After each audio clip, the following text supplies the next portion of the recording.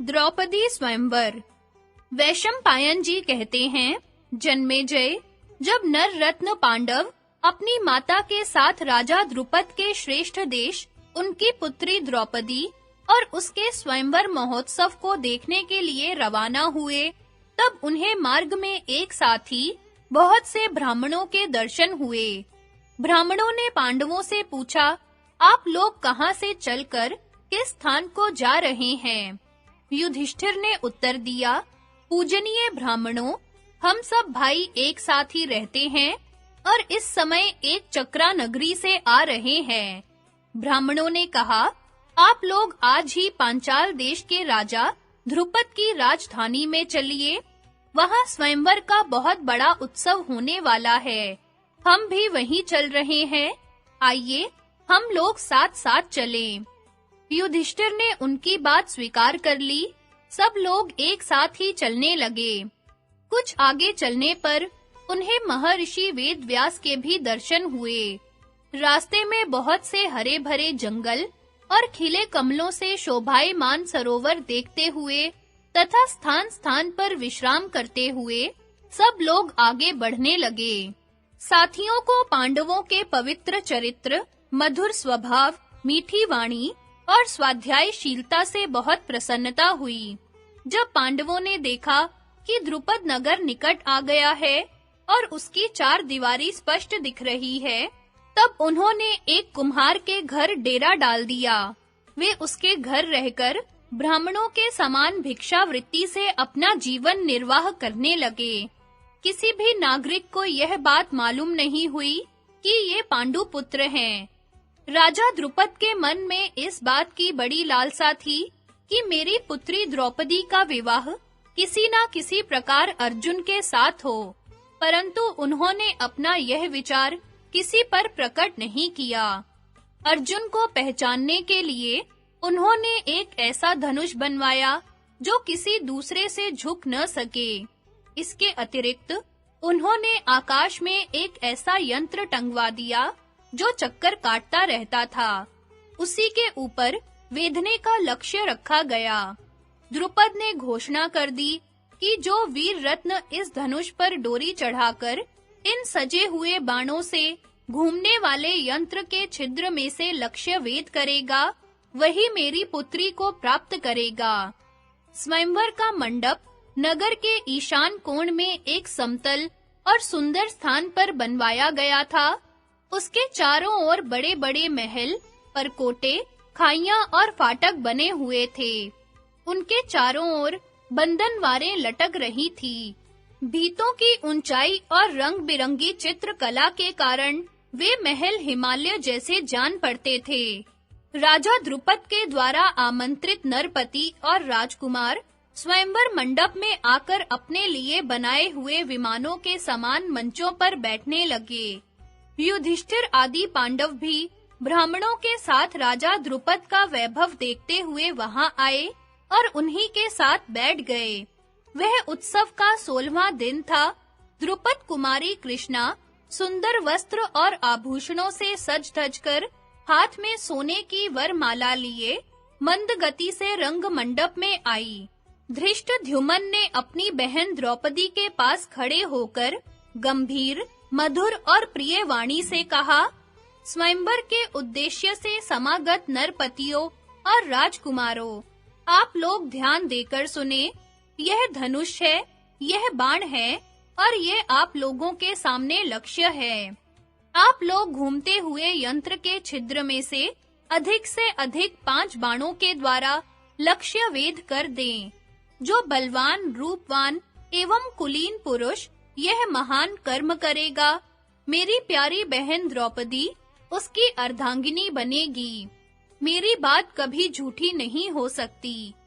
यह घोषणा करने के अनंतर धृष्टद्युम्न ने द्रौपदी की ओर देखकर कहा, बहन, देखो, धृतराष्ट्र के बलवान पुत्र दुर्योधन, दुर्विशह, दुर्मुख, दुष्प्रदर्शन, विवंशति, विकर्ण, दुःशासन, युयुत्सु आदि वीरवर कर्ण को साथ लेकर तुम्हारे लिए यहाँ आए हैं। बड़े-बड़े यशस्वी और कुलीन नरपति, जिनमें शकुनी, वृषक, बृहद बल आदि प्रधान है। स्वयंवर में तुम्हें पाने के लिए ये यहाँ आए हैं। अश्वत्थामा, भोज, मणिमान, सहदेव, जयतसेन, राजा विराट, सुशर्मा, चेकितान, पौंड्रक, वासुदेव, भगदत्त, शल्य, शिशुपाल, जरासंध और बहुत से सुप्रसिद्ध राजा महाराजा यहाँ उपस्थित हैं। इन पराक्रमी राजाओं में से जो इस लक्ष्य को वेधते, उसके गले में तुम वरमाला डाल देना। जिस समय धृष्टद्युम्न इस प्रकार सबका परिचय दे रहा था, उसी समय वहां रुद्र, आदित्य, वसु, अश्विनी कुमार, साध्य, मरुद्गण, यमराज और कुबेर आदि देवता भी विमानों द्वारा आकाश में आकर स्थित हुए।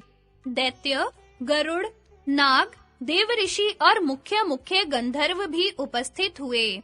वसुदेव नंदन बलराम जी, भगवान श्री कृष्ण, प्रधान यदुवंशी और अन्य बहुत से महानुभाव स्वयंवर महोत्सव देखने के लिए वहां आए हुए थे। धृष्टद्युम्न का वक्तव्य सुनकर दुर्योधन, शाल्व, शल्य आदि राजा और राजकुमारों ने अपने बल, शिक्षा, गुण और क्रम के अनुसार धनुष को झुकाकर डोरी बढ़ाने की चेष्टा की, परंतु उन्हें ऐसा झटका लगा कि वे धमाक धरती पर जा गिरे। बेहोशी के कारण उनका उत्साह तो टूट ही गया, साथ ही उनके मुकुट और हार भी गिर पड़े। दम फूल गया। वे द्रौपदी को पाने की आशा छोड़कर अपने-अपने स्थान पर बैठ गए। दुर्योधन आदि को निराश और उदास देखकर धनुर्धर शिरोमणि कर्ण उठा। उसने धनुष के पास जाकर झटपट उसे उठाया और देखते-देखते डोरी चढ़ा दी। वह क्षण भर में ही लक्ष्य को वेध देता कि द्रौपदी जोर से बोल उठी, मैं सूत पुत्र को नहीं वरूंगी। कर्ण ने यह सुनकर ईर्ष्या भरी हंसी के साथ सूर्य को देखा और फड़कते हुए धनुष को नीचे रख दिया। इस प्रकार जब बहुत से लोग निराश हो गए, तब शिशुपाल धनुष चढ़ाने के लिए आया, किंतु धनुष उठाने के समय ही वह घुटनों के बल नीचे जा पड़ा। जरासंध की भी वही दशा हुई और वह उसी समय अपनी राजधानी के लिए प्रस्थान कर गया। मद्र देश के राजा शल्य की भी वही गति हुई जो शिशुपाल की हुई थी। जब इस प्रकार बड़े-बड़े प्रभावशाली राजा लक्ष्य वेध न कर सके, सारा समाज सहम गया। लक्ष्य वेध की बातचीत तक बंद हो गई। उसी समय अर्जुन के चित्त में यह संकल्प उठा कि अब मैं चलकर लक्ष्य वेध करूं। अर्जुन का लक्ष्य वेध और उनके तथा भीमसेन के द्वारा अन्य राजाओं की पराजय। वैशंपायन जी कहते हैं, जन्मेजय, ब्राह्मणों के समाज में अर्जुन खड़े हो गए। परम सुंदर एवं वीर अर्जुन को धनुष चढ़ाने के लिए तैयार देखकर ब्राह्मण लोग चकित रह गए। कोई सोचने लगा, कहीं यह हमारी हंसी ना करा दे। कहीं राजा लोग इसी के कारण ब्राह्मणों से द्वेष न करने लगे। कोई कहने लगा कि यह उत्साही वीर है, इसका मनोरथ पूर्ण होगा। देखो, यह सिंह के समान चलता है, गजराज के समान बलवान है, यह सब कुछ कर सकता है। यदि इसमें शक्ति न होती, तो यह ऐसी हिम्मत ही क्यों करता? तपस्वी और दृढ़ निश्चयी ब्राह्मण के लिए असाध्य ही क्या है? ब्राह्मण अपनी शक्ति से छोटे बड़े सभी तरह के काम कर सकता है। परशुराम ने युद्ध में क्षत्रियों को जीत लिया, अगस्त्य ने समुद्र को पी लिया। इसे आप लोग आशीर्वाद दें कि यह लक्ष्य वेध कर ले। ब्राह्मण आशीर्वाद की वर्षा करने लगे। जिस समय ब्राह्मणों में इस प्रकार की अनेक बातें हो रही थी, उस समय अर्जुन धनुष के पास पहुंच गए। उन्होंने धनुष की प्रदक्षिणा की, भगवान शंकर और श्री कृष्ण को सिर झुकाकर मन ही मन प्रणाम किया और धनुष को उठा लिया। जिस धनुष को बड़े-बड़े वीर उठा नहीं सके, रौंदा नहीं चढ़ा सके, उसी धनुष को अर्जुन ने बिना परिश्रम उठा लिया और बात की बात में डोरी चढ़ा दी। अभी लोगों की आंखें अर्जुन पर ठीक-ठीक जम भी नहीं पाई थी कि उन्होंने 5 बाण उठाकर उनमें से एक लक्ष्य पर चलाया और वह यंत्र के छिद्र में होकर जमीन पर गिर पड़ा। चारों तरफ कोलाहल होने लगा। अर्जुन के सिर पर दिव्य पुष्पों की वर्षा होने लगी। ब्राह्मण अपने दुपट्टे हिलाने लगे। अर्जुन को देखकर द्रुपद की प्रसन्नता की सीमा न रही। उन्होंने मन ही मन निश्चय कर लिया कि अवसर पड़ने पर मैं अपनी संपूर्ण सेना के साथ इस वीर की सहायता करूंगा। जब युधिष्ठिर ने देखा कि अर्जुन ने अपना काम कर लिया, तब वे झट नकुल और सहदेव को लेकर वहां से अपने निवास स्थान पर चले आए। द्रौपदी हाथ में वरमाला लेकर प्रसन्नता के साथ अर्जुन के पास गई और उसे उनके गले में डाल दिया। ब्राह्मणों ने अर्जुन का सत्कार किया और वे द्रौपदी के साथ रंगभूमि से बाहर निकले।